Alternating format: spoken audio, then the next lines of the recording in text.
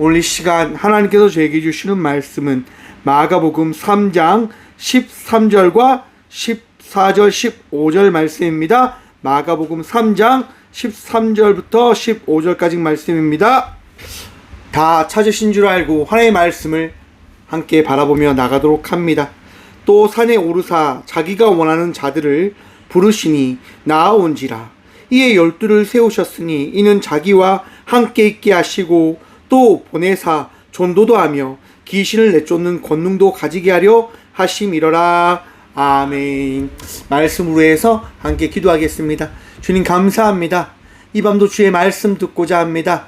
들을 길을 허락하여 주셔서 부족한 종 단상에 섰사오니 주의 말씀만을 태어날 수 있도록 이 밤도 사용하여 주셔서 말씀의 전부 되신 예수 그리스도 이름으로 감사하기도 드리옵나이다. 아멘. 할렐루야. 오늘도 우리 주님 우리와 함께 하십니다. 우리 주님 바라보며 어제보다 더 나은 자의 삶을 살아가는 저희 모든 주의 자녀들 되어지길 간절히 축원드립니다. 오늘 본문 말씀의 제목을 이렇게 정해보았습니다. 예수님이 원하시는 자. 여러분, 오늘 본문 말씀은요, 예수님께서 12제자를 부르시는 말씀입니다. 여러분, 예수님의 12제자 누구입니까? 베드로, 안드레, 야고보, 요한, 야고보, 시몬, 베드로, 바돌로메, 빌립, 나다니엘, 그다음에 마태, 다데오, 가룟 유다. 빠진 사람 없죠?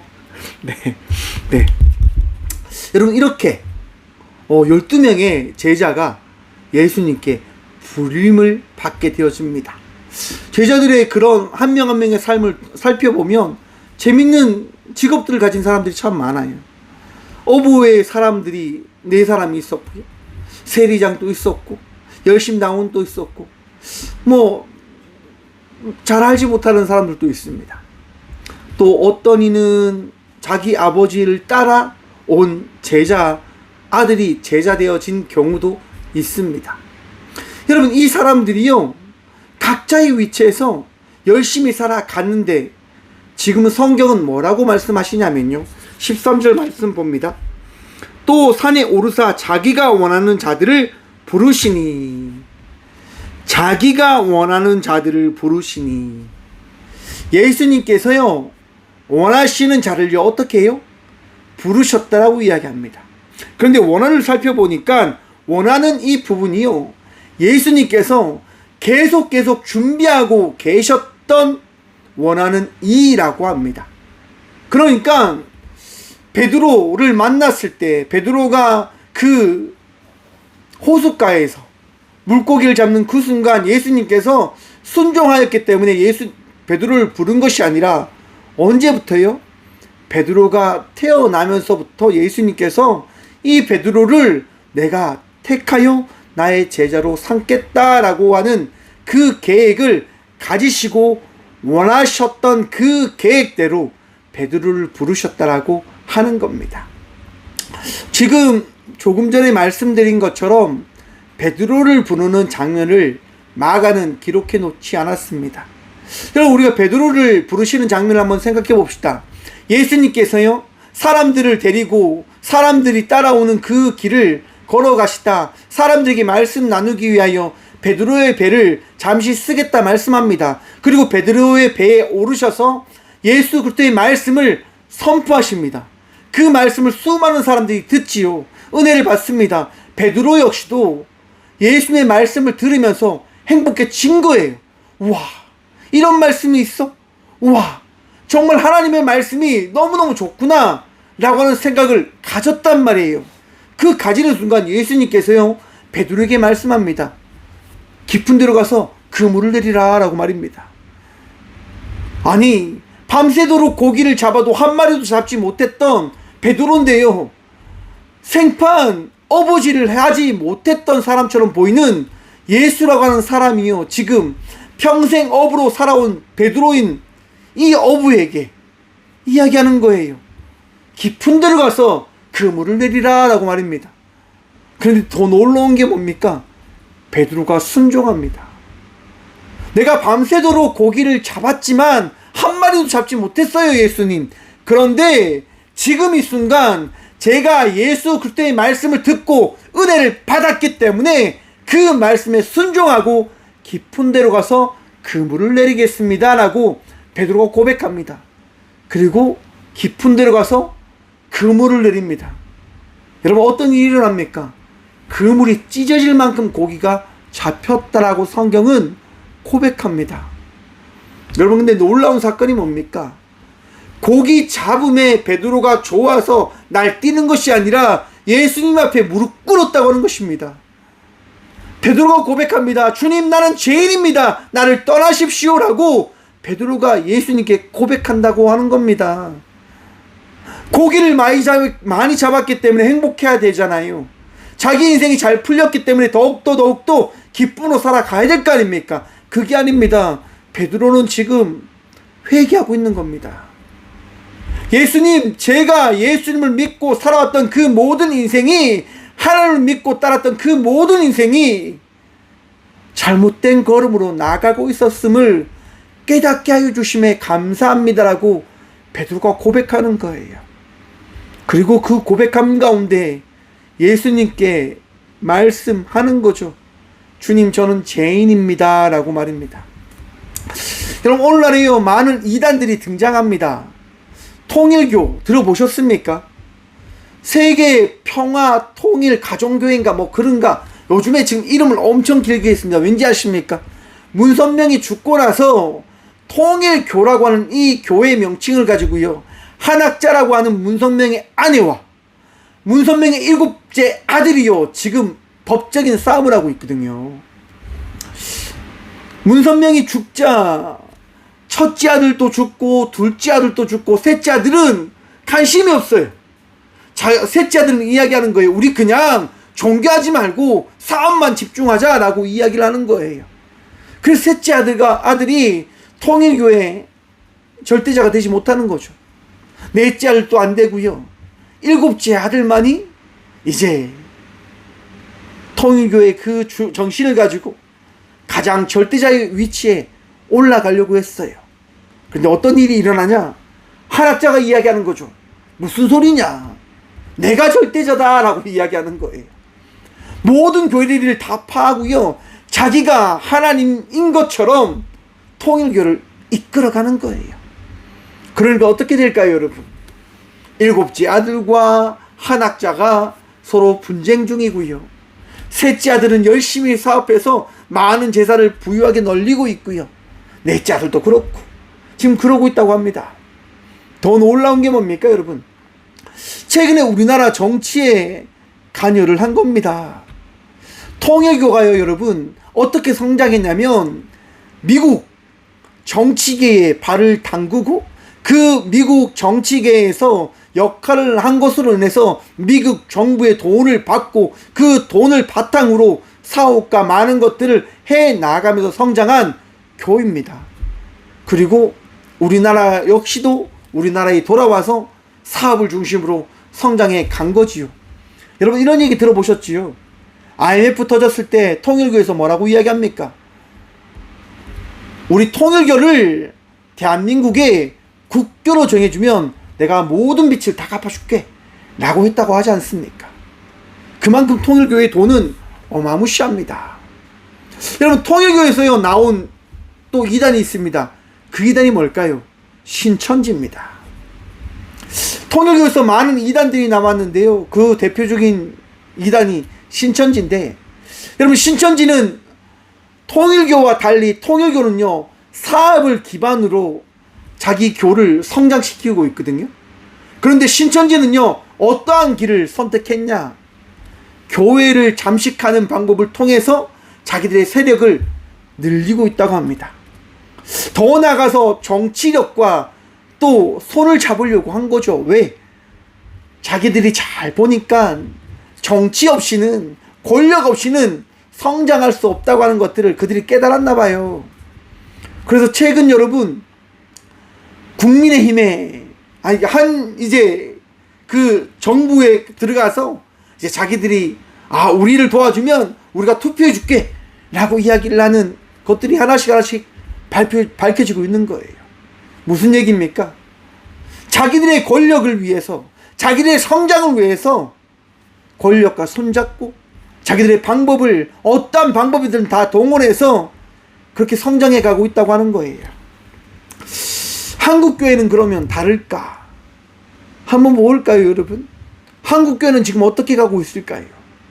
한국교회도요, 권력과 손을 끊지 않습니다. 왜요?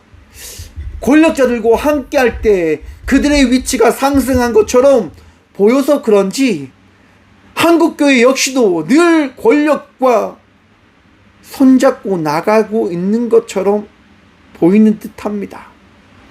최근에 좋지 않은 기사들도 참 많이 나옵니다. 여러분, 그런데 교회는 다 그런 것이 아님임을 기억하시고, 여러분들이 섬기고 있는 교회, 여러분들이 지금 헌신하고 있는 그 교회는 바른 길을 가고 있음을 바라보시면서 교회를 위해서 기도할 때임을 바라보시길 바랍니다. 사랑하는 성도 여러분, 잘못된 길을 가는 경우가 어떠한 경우일까요? 예수님께서 원하지 않는 그 길을 걸어갈 때, 예수님께서 부르실 때 교만함과 자기의 뜻을 굽히지 않을 때 우리들은요, 잘못된 길을 걸어갈 수밖에 없는 자들이 되어짐임을 기억하라라고 성경은 말씀해 줍니다. 왜냐? 여러분, 18절과 19절 함께 보도록 하겠습니다. 18절과 19절입니다. 또 안드레, 빌립과 바돌로메와 마테와 도마와 알페오의 아들 야고보 및 다데오와 가나이 시몬이며 또 가룟 유다니 이는 예수를 판자더라. 여러분, 바돌로메가 누군지 아십니까? 나다나엘이라고 하는 사람입니다. 나사렛은 선한 것이 없다고, 선한 것이 날 수 없다고 이야기했던 사람인데요, 그 바돌로메, 나다나엘이요, 지금 이 예수님의 제자의 삶을 살아가고 있음을 성경은 이야기하고 있습니다. 무슨 얘기냐면, 나다나엘이요, 처음에 예수님을 무시했어요. 처음에 예수님이 아이고 나사렛에 어떻게 선한 것이 날 수 있습니까? 에이, 말도 안 됩니다 라고 빌립을 통해서 그렇게 대화를 나눴어요. 근데 예수님께서요, 나다나엘에게 깨닫게 해주시는 거예요. 나다나엘이 그가 가지고 있는 생각이 틀렸음을 예수님께서요, 말씀으로 그에게 지혜를 더해 주시는 거예요. 그러자 나다나엘이요, 자기의 낮음과 자기의 어리석음을 예수님 앞에 고백하며 어떻게 해요? 예수님을 따르고 있는 거예요. 반면 열심당원인 이 가룟 유다는 어떠했을까요? 예수님을 열심히 따라가겠다라고 이야기합니다. 예수님과 함께 가겠다라고 이야기합니다. 그런데 성경은 가룟 유다에 대해서 어떻게 이야기하냐? 예수를 판자더라 라고 이야기합니다. 열심히 살아가겠다라고 이야기하고 열심히 결단했다라고 이야기합니다. 예수님께서 원하시는, 처음부터 태어날 때부터 준비하였던 이 가룟 유다를 예수님께서 자녀 삼으셨고 제자 삼으셨는데, 가룟 유다는 결국 어떤 길을 가게 되어집니까? 예수님을 파는 어리석은 길을 선택하게 되어집니다. 여러분, 우리의 삶이 언제나 바른 길로 가면 좋지요. 언제나 우리의 뜻대로, 우리가 원하는 대로 가면 참 좋지요. 그런데 여러분, 알고 계십니까? 우리가 원하는 그 길은 분명 잘못되고 틀어질 수도 있다고 하는 것 말입니다. 여러분, 연필을 가지고 줄을 한번 쭉 그어 보십시오. 처음에는 이렇게 이야기하죠. 나는 직선을 그을 수 있어. 직선을 쫙 그어요. 여러분, 그 직선이 바르던가요? 직선을 그어 놓고 자를 한번 대 보십시오. 과연 바른지 말입니다. 틀려지지요. 이것이 우리들인 거예요. 이것이 우리들의 모습인 거예요. 여러분, 우리의 이런 나약함과 어리석음을, 부족함을 예수님께서 아시고요, 부르시는 거예요. 나는 내가 원하는 자를 택하였다라고 말입니다. 그 자가 어떤 이들입니까? 바로 저와 우리들인 거예요. 여러분들인 거예요. 왜 부르셨을까요? 사랑하니까요. 여러분들이 예수님을 선택할 것을 믿기 때문에, 예수님과 함께 나아갈 것을 우리 주님께서요, 아시고 준비하셨기 때문에 우리를 부르셨단 말이에요. 여러분들을 부르셨단 말이에요. 여러분들을 택하셨고 여러분들을 인도하시며 여러분들이 가장 선한 삶을 살아갈 수 있는 그 길을 우리 주님께서 함께 걸어가시겠다 말씀하십니다. 어제 한 장례식장을 다녀왔습니다. 제가 이전에 다녔던 교회에 권사님의 어머니 장례식장이었는데요.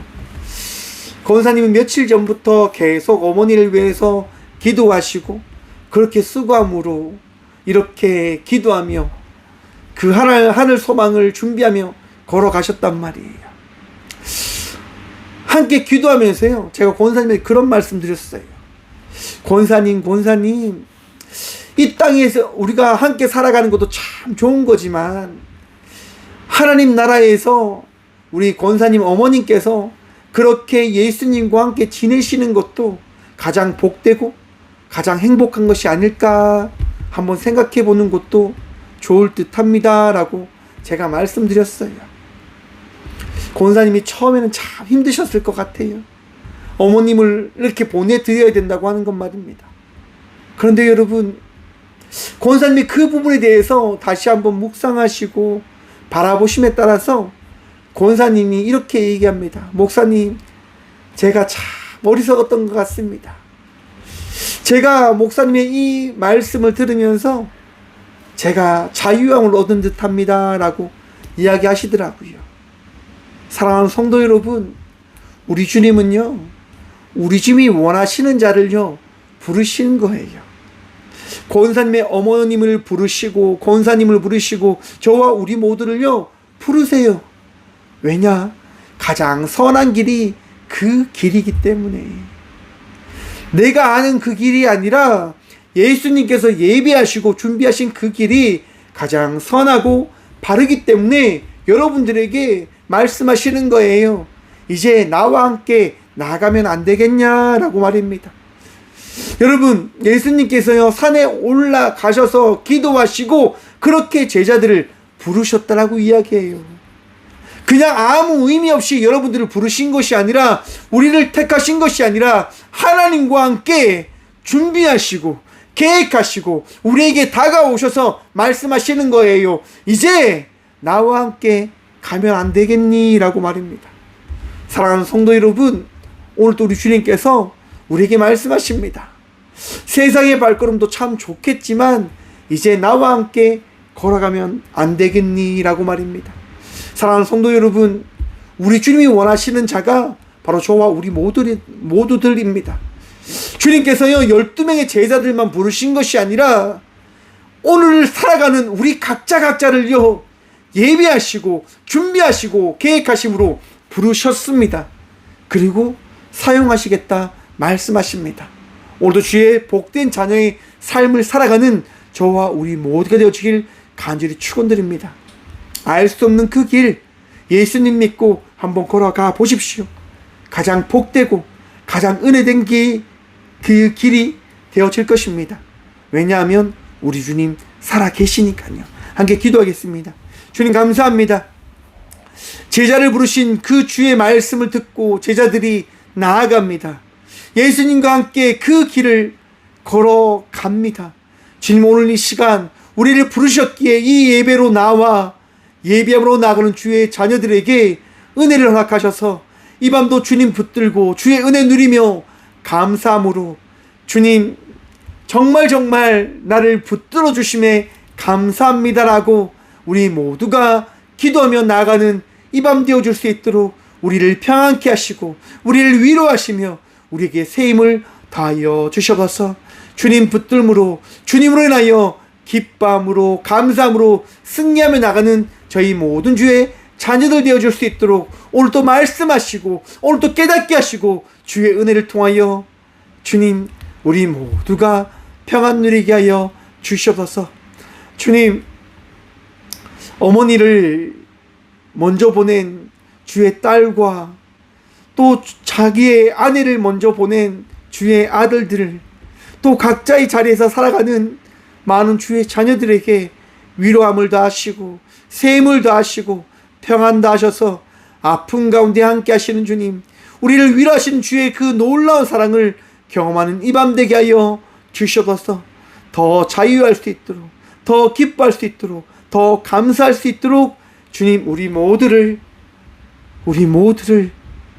주님 인도하여 주시옵소서. 양되어 선한 목자이신 예수님 바라보며 나아갑니다. 주님 오늘 또 가장 선한 길로 푸른 초장으로 우리 모두를 인도하여 주시옵소서. 우리와 함께 하시는 예수 그리스도 이름으로 감사 기도드리오며 이제는 우리 주 예수 그리스도의 은혜와 하나님의 다함없는 사랑과 성령님의 감화교통하심이 이 시간도 우리를 다스리시고 우리를 부르신 예수님을 따라가기로 결단함으로 나가는 꽃교회 모든 성도들과 함께 영상으로 예비하며 나가는 모든 믿음의 자녀들의 삶 속에 그들의 가정과 그들의 일터 위에 이제부터 영원까지 함께 하시기를 간절히 축원하옵나이다. 아멘.